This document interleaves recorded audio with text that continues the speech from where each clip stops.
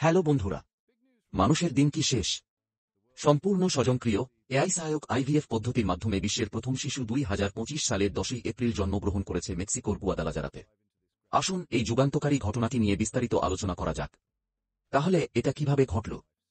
কনসিভেবল life sciences, new York এবং মেক্সিকোতে office সহ একটি উর্বরতা বিষয়ক বায়োটেক স্টার্টআপ ইন্ট্রাসাইটোপ্লাজমিক স্পার্ম ইনজেকশনের সম্পূর্ণ প্রক্রিয়াটিকে স্বয়ংক্রিয় করার জন্য একটি অবিশ্বাস্য এআই সিস্টেম তৈরি করেছে। শুক্রাণু নির্বাচন থেকে শুরু করে আসল ইনজেকশন পর্যন্ত মোট 23টি ধাপ কৃত্রিম বুদ্ধিমত্তা বা দূরবর্তীভাবে একজন অপারেটর দ্বারা নিয়ন্ত্রিত হয়েছিল। এর প্রধান বৈশিষ্ট্যগুলির মধ্যে একটি হল এই চালিত শুক্রাণু নির্বাচন।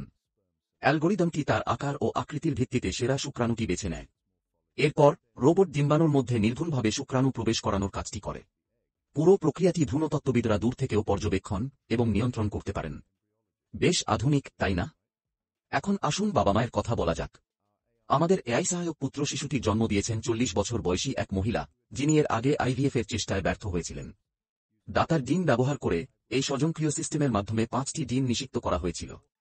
তার মধ্যে 4টি সফলভাবে নিষিক্ত হয় এবং একটি স্বাস্থ্যকর ভ্রূণে পরিণত হয় যা একটি জীবন্ত শিশুর জন্ম দেয়। এই প্রযুক্তির লক্ষ্য হল নির্ভুলতা বৃদ্ধি করা, দক্ষতা উন্নত করা এবং ধারাবাহিক ফলাফল নিশ্চিত করা। এটি ল্যাব কর্মীদের উপর চাপ কমায় এবং সম্ভাব্যভাবে ডিমের বেঁচে থাকার হার বাড়ায়। তবে আমরা বেশি উৎসাহিত হওয়ার আগে গবেষকরা আমাদের মনে করিয়ে দেন যে বৃহত্তর পরিসরে এই সিস্টেমের নিরাপত্তা এবং কার্যকারিতা নিশ্চিত করার জন্য আরও গবেষণা প্রয়োজন। তা সত্ত্বেও এই জন্ম সম্পূর্ণরূপে স্বয়ংক্রিয় আইভিএফ পদ্ধতির দিকে একটি গুরুত্বপূর্ণ পদক্ষেপ, যা ভবিষ্যতে উর্বরতা চিকিৎসাকে আরও সহজলভ্য এবং ধারাবাহিক করে তুলতে পারে।